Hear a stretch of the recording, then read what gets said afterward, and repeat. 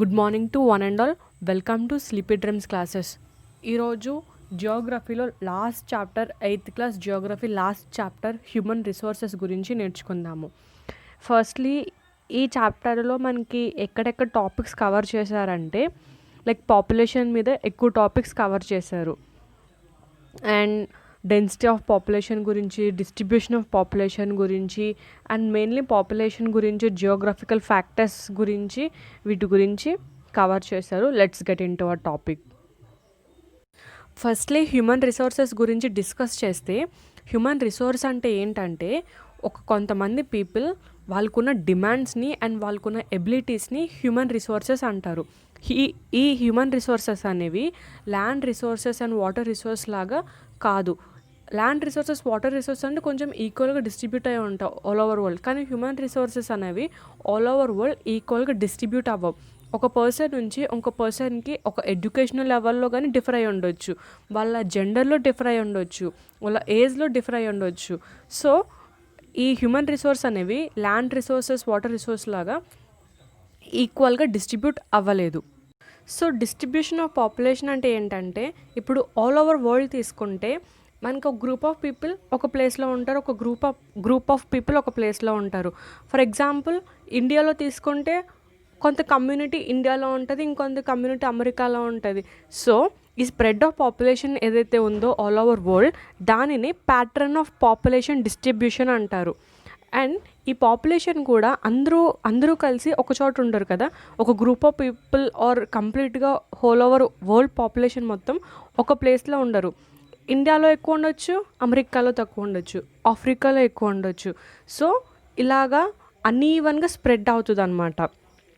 And then 90% of the population వచ్చి మనకి 30% of land mass మీదే ఉంటుంది అనమాట.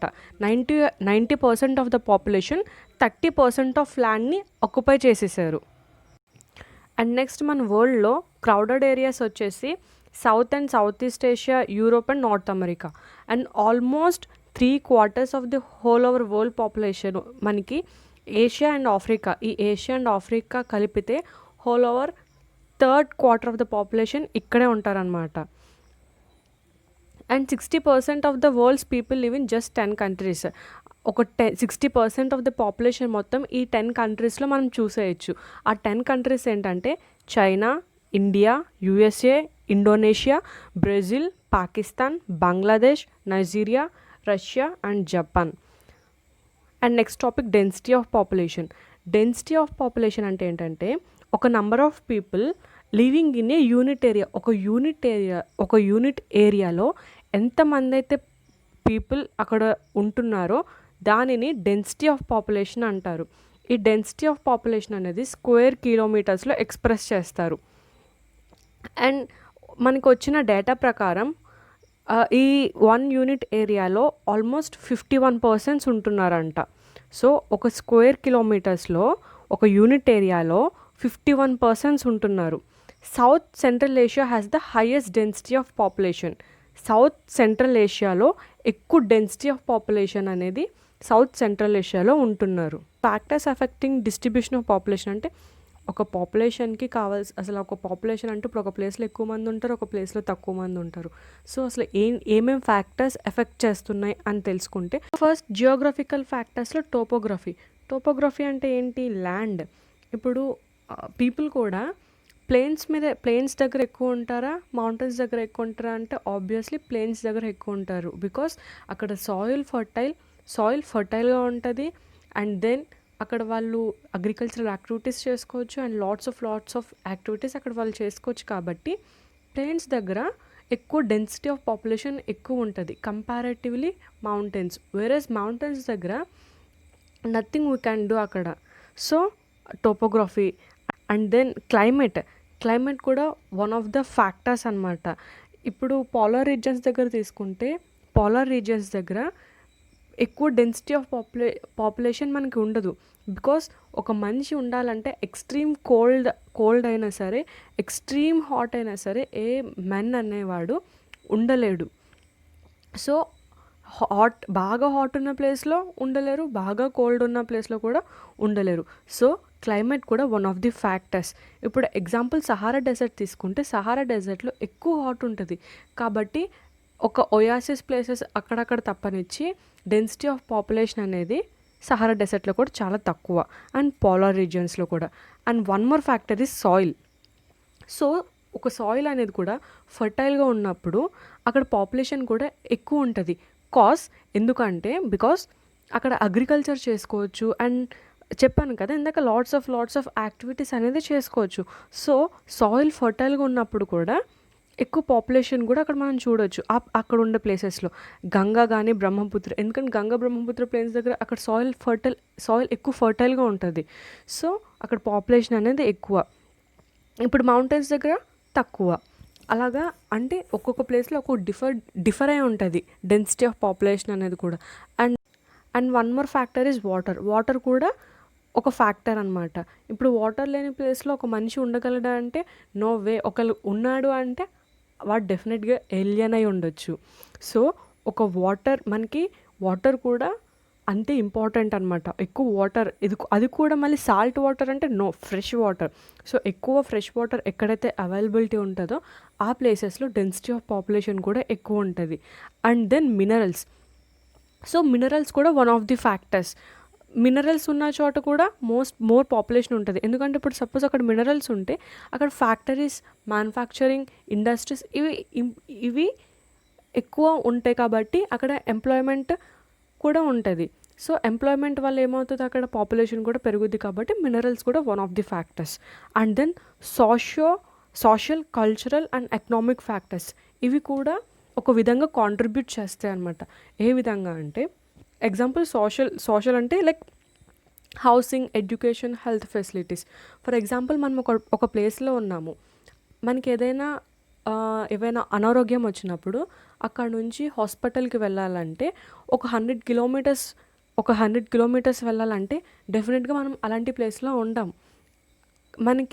మనం ఉండే ప్లేస్లో మన హాస్పిటల్ కానీ, మన ఎడ్యుకేషన్ సంబంధించి కానీ, ఆర్ఎల్స్ మన హౌసింగ్ సంబంధించి మన కంఫర్టబుల్ జోన్ మనం చూసుకుంటాము. సో అది సోషల్ కూడా ఒక వన్ ఆఫ్ ది ఫ్యాక్టర్స్ అనమాట. సో ఎగ్జాంపుల్ తీసుకుంటే మనకి పూణేలో మనకి we can see better housing and better education and health facilities. So population కూడా అక్కడ డెన్సిటీ ఆఫ్ పాపులేషన్ కూడా పూణేలో ఎక్కువ. అండ్ దెన్ కల్చరల్ వచ్చేసరికి most of the people attracts their religions అనమాట. ఇప్పుడు ఎగ్జాంపుల్ పాకిస్తాన్ తీసుకుంటే అక్కడ ఎక్కువ ముస్లిమ్స్ అనేవాళ్ళు అట్రాక్ట్ అవుతారు. సో ఈ గ్రూప్ ఆఫ్ ముస్లిమ్స్ ఏవైతే ఈ ముస్లిమ్స్ ఉన్నారో వాళ్ళందరూ అక్కడ ఉంటారు. And then Jerusalem was attracted by Christians. సో జెరూసలేమ్స్లో క్రిస్టియన్ పాపులేషన్ ఎక్కువ ఉంటుంది. సో ఇలాగా కల్చరల్ కూడా ఒక విధంగా వన్ ఆఫ్ ది ఫ్యాక్టర్స్ అనమాట. అండ్ దెన్ ఎకనామిక్గా కానీ ఇప్పుడు ఒక ప్లేస్లో ఒక ఇండస్ట్రీ ఉంది అంటే డెఫినెట్గా దాని చుట్టూ ఆ ఇండస్ట్రీకి సంబంధించిన లేబర్స్ కానీ, ఎంప్లాయర్స్ కానీ అందరూ ఉంటారు. ఎందుకు అంటే బికాస్ ఆఫ్ అక్కడ వాళ్ళు జాబ్ చేయాలి కాబట్టి డెఫినెట్గా దాని దగ్గర ఉంటారు. సో ఇండస్ట్రీస్ ఇలాగ ఉన్న చోట కూడా because of their job opportunities, వాళ్ళ ఎంప్లాయ్మెంట్ వల్ల కూడా ఆ చుట్టుప్రక్కల ప్రదేశాలలో వాళ్ళు ఉంటారు. సో ఎకనామిక్ కూడా.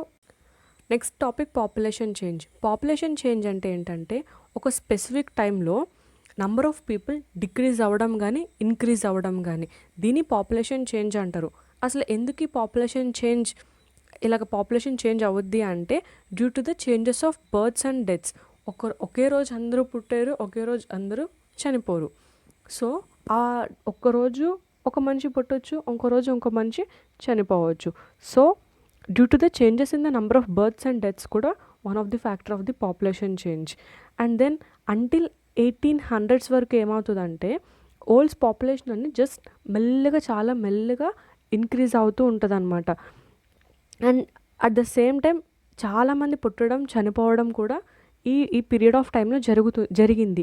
ఎందుకు అంటే because of lack of food ఒక రీజన్ అయితే, అండ్ ఇప్పుడు వాళ్ళకి ఏదైనా హెల్త్ ఇష్యూ జరిగినా సరే ఆ హెల్త్ ఇష్యూకి సంబంధించిన ఫెసిలిటీస్ లేకపోవడం వల్ల కూడా ఎక్కువ మంది చనిపోవడం జరిగింది ఈ పీరియడ్ ఆఫ్ టైంలో.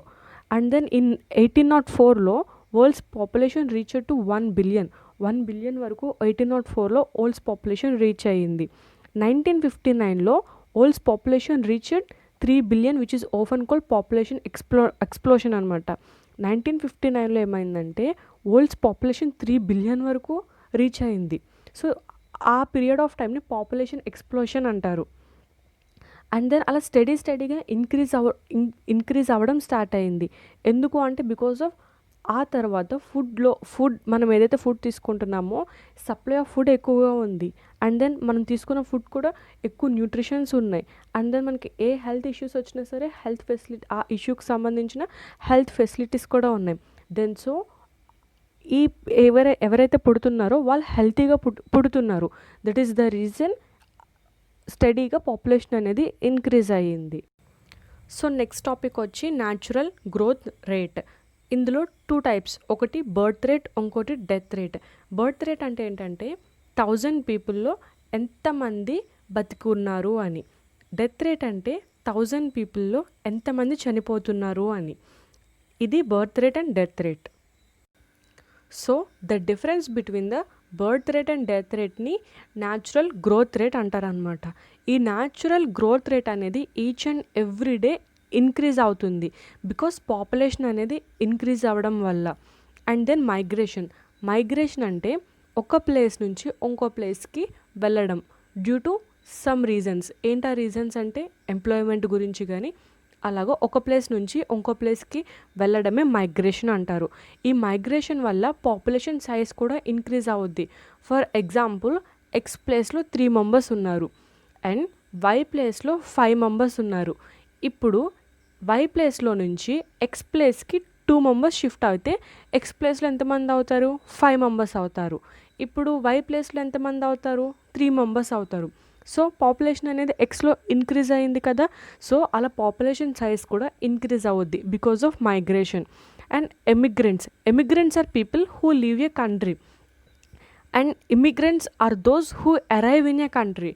ఇమిగ్రెంట్స్కి డిఫరెన్స్ ఏంటంటే, ఫర్ ఎగ్జాంపుల్ ఎమిగ్రెంట్స్ అంటే ఎమిగ్రెంట్స్లో వర్డ్ ఈ తీసుకుంటే ఈ అనే వర్డ్ మనం most of the times out అనే పదానికి యూజ్ చేస్తాం. అంటే ఒక కంట్రీ నుంచి వదిలి వెళ్ళిపోవడాన్ని ఎమిగ్రెంట్స్ అంటారు.